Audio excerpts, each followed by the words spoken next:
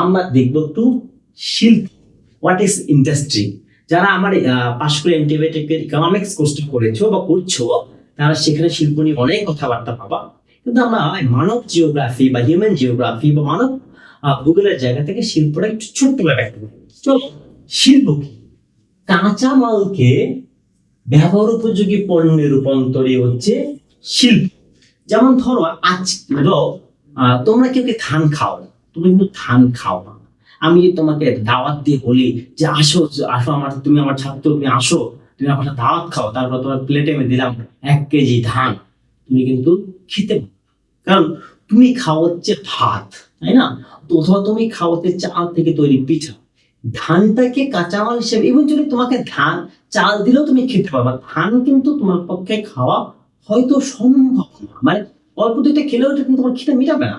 তো এই যে ধানটাকে কাঁচামাল হিসেবে ব্যবহার করে চাতাল বা চাল কল গুলাতে যে হচ্ছে চাল উৎপাদন করা হচ্ছে, মানে কাঁচামাল হিসেবে ব্যবহার করে এই যে পণ্যে রূপান্তর করা হইতেছে, এইটাকে আমরা কি বলছি? এইটাকে আমরা বলছি শিল্প বা ইন্ডাস্ট্রি। তাহলে শিল্পের কাজ কি? কোনো কিছুকে কাঁচামাল হিসেবে ব্যবহার করে এটাকে ব্যবহার উপযোগী করা, যেটা তোমার অর্থনৈতিক কোর্সে তোমরা দেখবে, যেটাকে আমরা বলছি নতুন উপযোগ সৃষ্টি করা। তাহলে এইটাকে আমি একটা এমসিকিউ হিসেবে কাউন্ট করতে পারি।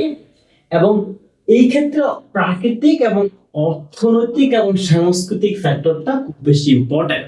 যেমন ধরো স্যার বলতে পার, স্যার আমার দেশে ধান অনেক বেশি উৎপাদিত হয়, তার মানে চাল কল গুলো আছে, বুঝলাম। আবার আমাদের দেশে হচ্ছে চালের একটা চাহিদা আছে, তাই চাল কল গুলো আছে, বুঝলাম। সাংস্কৃতিক ব্যাপারটা কি? চলো ছোট্ট একটা এক্সাম্পল দিই। বাংলাদেশ কিন্তু মুসলিম প্রধান একটি রাষ্ট্র, তাই না? এই যে মুসলিম প্রধান বাংলাদেশ একটা রাষ্ট্র, সেখানে কিন্তু শুকর বা পর্কের মাংস কিন্তু কেউ খায় না।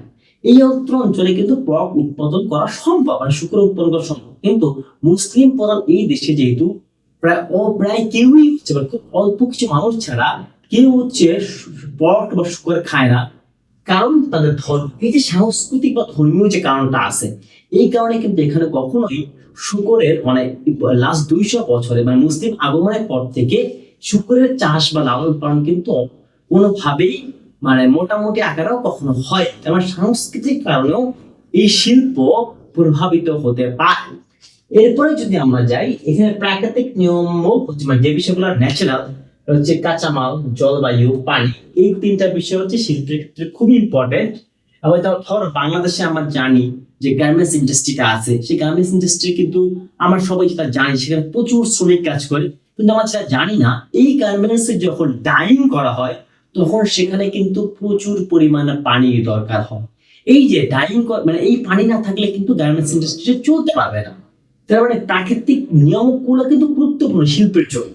এরপরে আরো ধরো লৌহ এবং ইস্পাত শিল্পেও এই আকরিক থেকে মানে এই লোহাকে এক্সট্রাক্ট করে বা লোহাকে পরবর্তী ইস্পাত বা নিকেলে রূপান্তরিত করার জন্য প্রচুর পরিমাণে পানির প্রয়োজন হয়।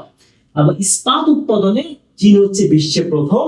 কার্পাস উৎপাদনে ব্যবহার করি আমরা তুলা, এবং তুলা উৎপাদনে আমাদের একটা আর্দ্র জলবায়ু প্রয়োজন, যে জন্য আমাদের প্রায় 200 বছর আগে এই অত্র অঞ্চলে প্রচুর পরিমাণে তুলা উৎপাদিত হতো। এখন একটা ছোট্ট প্রশ্ন দেখি যে লৌহ ও ইস্পাত শিল্প স্থাপনের ক্ষেত্রে নিচের কোনটি একটি গুরুত্বপূর্ণ সাংস্কৃতিক নিয়ামক? এখন দেখো, লোহা বা ইস্পাত বা নিকেল, এই যে আয়রনের যে প্রোডাকশনটা আছে, সেখানে কিন্তু সবচেয়ে গুরুত্বপূর্ণ কি? যে জানা যে একটা আকরিক থেকে কিভাবে লোহা পেতে হয়। মানে এই টেকনোলজিটা যদি না থাকে, আপনার দেশে যত বেশি আকরিক থাকুক না কেন, লোহার খনি থাকুক না কেন, আপনার কিন্তু কোনো লাভ নাই। তোমার কোনো লাভ নেই। ধরো আফ্রিকাতে কত কত কত খনিজ পদার্থ আছে, তাদের আফ্রিকা কি উন্নত হচ্ছে? কারণ আফ্রিকা জানে না তার খনিজ পদার্থ কিভাবে তুলে সেটাকে ব্যবহার উপযোগী করে নিজের দেশে অথবা সারা বিশ্বে ছড়িয়ে দিতে হবে।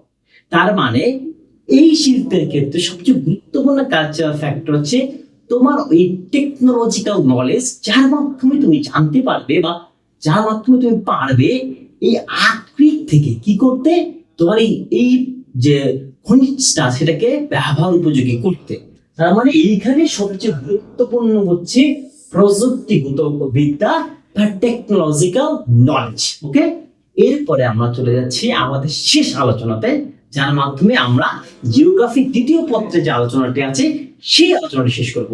চলো আমরা এই শেষ অধ্যায়টিতে চলে যাই।